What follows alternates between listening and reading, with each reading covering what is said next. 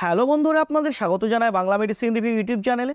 তো আজকের medicine review এমন একটি মেডিসিন সম্পর্কে আলোচনা করব যেটি সম্পর্কে জেনে রাখাটা খুবই প্রয়োজন।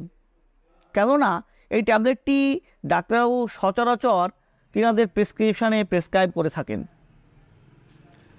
তো আজকে জানবো এই ট্যাবলেটটির ব্যবহার সম্পর্কে, এর সাইড ইফেক্ট সম্পর্কে, কি কি সাবধানতা অবলম্বন করে ট্যাবলেটটি ব্যবহার করতে হবে, এছাড়াও কোন কোন ব্যক্তিদের ক্ষেত্রে ট্যাবলেটটি নেওয়া যাবে না, সমস্ত বিষয়ে ডিটেলসে আলোচনা করব। তো তার আগে আপনি যদি আমার চ্যানেলে নতুন হয়ে থাকেন, আর নতুন হওয়াটাই স্বাভাবিক কারণ আমিও ইউটিউবে নতুন, তো আপনাদের সাপোর্ট ভীষণ ভীষণ প্রয়োজন। তো প্লিজ চ্যানেলটিকে সাবস্ক্রাইব করা না থাকলে সাবস্ক্রাইব করে দেবেন এবং সম্পূর্ণ ভিডিওটি দেখতে থাকুন। তো মেডলি কোম্পানির যে O2 ট্যাবলেটটি মূলত দুটি কম্পোজিশনের সংমিশ্রণে তৈরি, ওফ্লক্সাসিন ও অনিরাজল। এই ওফ্লক্সাসিন এর মধ্যে আছে 200 mg এবং অনিরাজল আছে 500 mg। এই দুটি মেডিসিনের কম্বিনেশনে এই O2 ট্যাবলেটটি তৈরি। তো এতে থাকা ওফ্লক্সাসিন, যেটি একটি ফার্স্ট জেনারেশনের উচ্চ ক্ষমতাসম্পন্ন একটি অ্যান্টিবায়োটিক, অর্থাৎ ব্যাকটেরিয়া নাশক একটি মেডিসিন, যেটি ফ্লুরোকুইনোলোল ক্লাসের মেডিসিন। এটি গ্রাম নেগেটিভ ও গ্রাম পজিটিভ ব্যাকটেরিয়াদের উপর সক্রিয়, অর্থাৎ আমাদের শরীরে থাকা ব্যাকটেরিয়াগুলোকে ও ব্যাকটেরিয়ার গ্রোথকে আটকিয়ে দেয়। এইভাবেই আমাদের শরীরে ওফ্লক্সাসিন কাজ করে। তাছাড়া এতে থাকা অনিরাজল, যেটি একটি 5 নাইট্রো ইমিডাজল ডেরিভেটিভ, অর্থাৎ গ্রাম নেগেটিভ ও গ্রাম পজিটিভ অ্যানারোবিক ব্যাকটেরিয়াদের উপর সক্রিয়।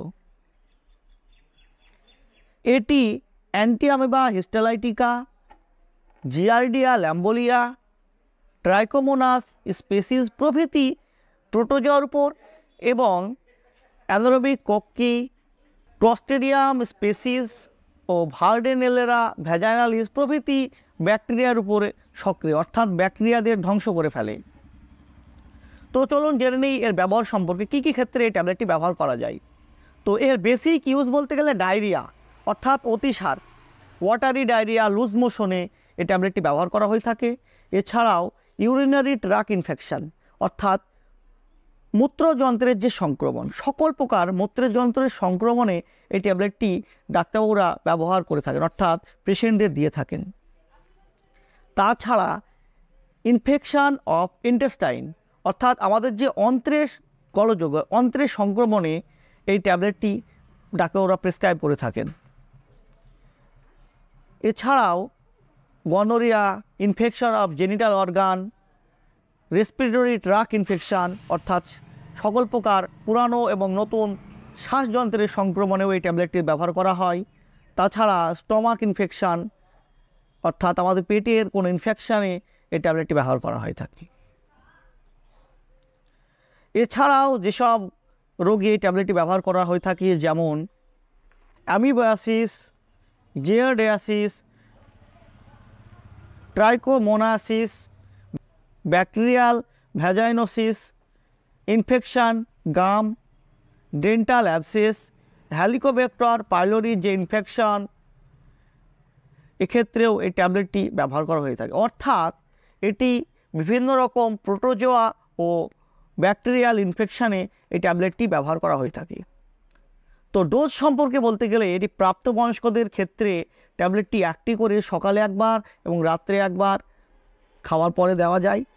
তবে প্রত্যেক ভিডিওর মতো এই ভিডিওতেও বলবো যে ডোজ সম্পর্কে বলতে গেলে আপনি আপনার ডাক্তারবাবুর সঙ্গে পরামর্শ করে খাওয়াটাই বেস্ট হবে, কারণ ডাক্তারবাবু আপনার শরীরের কন্ডিশন এবং আপনার রোগের কন্ডিশন অনুযায়ী আপনার ডোজ নির্ধারণ করে দেবেন এবং সেই নির্ধারিত ডোজে আপনি ট্যাবলেটটি সেবন করবেন।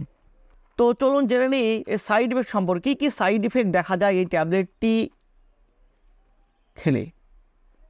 তো প্রথমত এই ট্যাবলেটটি খেলে যেসব সাইড ইফেক্টগুলি দেখা যায়, যেগুলি হলো ডিজিনেস, হেডএক অর্থাৎ মাথা যন্ত্রণা হতে পারে, স্টমাক আপসেট অর্থাৎ পেটে অস্বস্তি ভাব আসতে পারে।